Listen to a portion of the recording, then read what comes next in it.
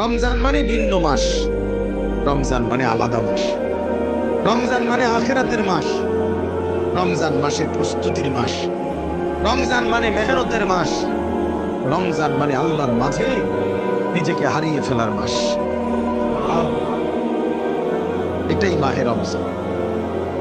আর যারা ইমানদার ভাইয়া, যাদের কবর আখিরাত মনে আছে, যারা পরকালকে বিশ্বাস করে, দিবানিশি জাহান্নামের ভয়ে যারা কাঁদে, যারা জান্নাতের আশা করে, খোদার কসম তাদের কাছে রমজান সর্বশ্রেষ্ঠ মাস।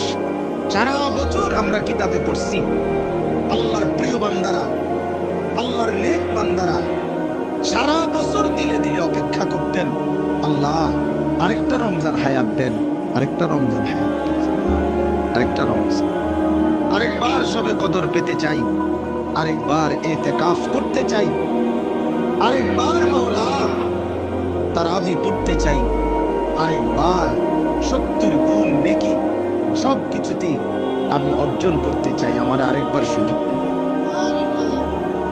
আমার আখিরাত লম্বা মাওলা, আমার পরকাল লম্বা, আমাকে আরেকটু সুযোগ। এই জন্য রমজান মাস এটা বড় মুবারক মাস, এটা দামি মাস মুমিনের কাছে। সবার কাছে একরকম না, সবার কাছে একরকম না বাবা। যার কাছে যেমন কদর করে তেমন। আমার একজন উস্তাদ আছেন হযরত মাওলানা মুফতি মুস্তাফা মাহমুদি, কুমিল্লা বাগমারা লালমাই এলাকার অনেক বড় আল্লাহওয়ালা হুজুর, আমার উস্তাদ। এই হুজুরে আমরা ছাত্র জীবনে দেখতাম, হুজুরে কইতো আল্লাহ কেমন, যার মনে যান, যার মনে যার মনে যান, দিলে দিলে যেমন ভাবে আল্লাহ তাআলা তার আচরণও তার সাথে করে। আল্লাহ নিজে বলেন হাদিসে কুদসিতে, আমি আমার বান্দার ধারণা অনুপাতেই তার সাথে আচরণ। আমার বান্দা আগে কয়, আগে বলে না, সুদে না লইলে কিস্তি না লইলে। আমার বান্দা নিজেই বলে না কেমনে সংসার চলবো, আল্লাহ বলে আমিও তারে এমনই বানায় রাখি, কারণ তুই তো আমার উপরে কোনো আস্থাই রাখো নাই।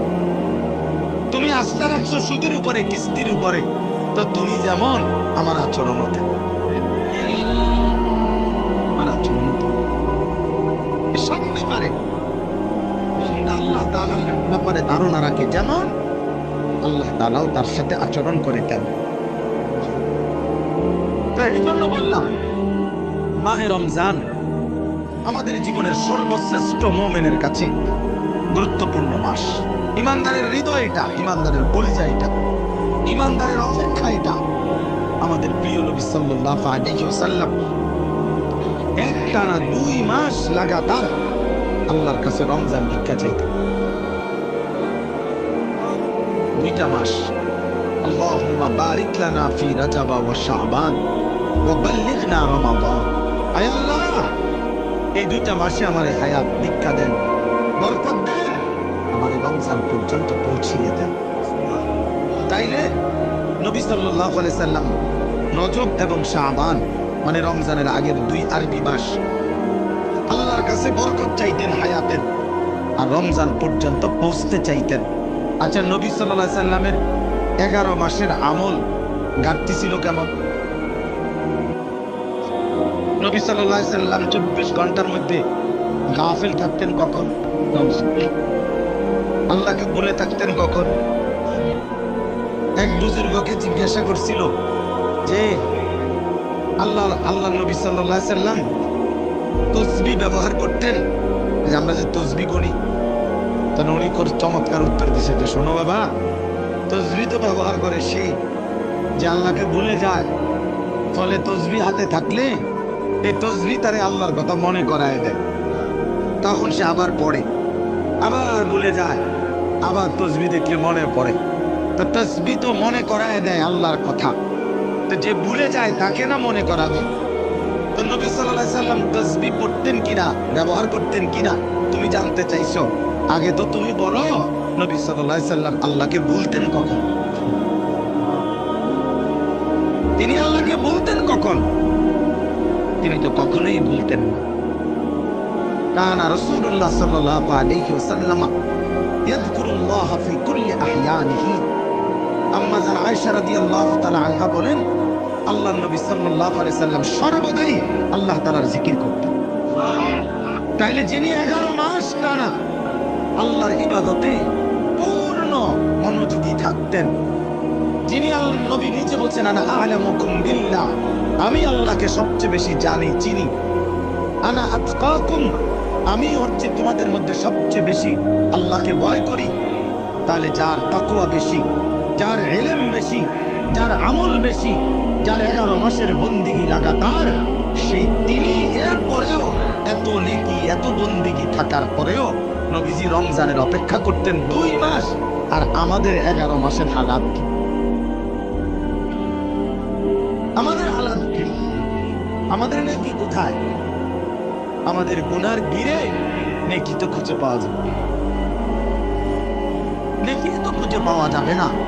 আমাদের তো গুনায় গুনাহ, গুনাই গুনাহ, গুনাই গুনাহ, উঠতে বসতে চলতে ফিরতে নাফরমানি আমাদের বেশি।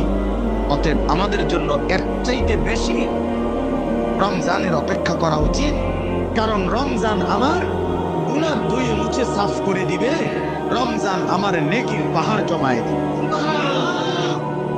এই জন্য দয়া করে আমরা প্রত্যেকে ইনশাআল্লাহ, এই প্রথম কথা আমার, রমজানের জন্য দিল থেকে দোয়া করবেন, বলেন ইনশাআল্লাহ।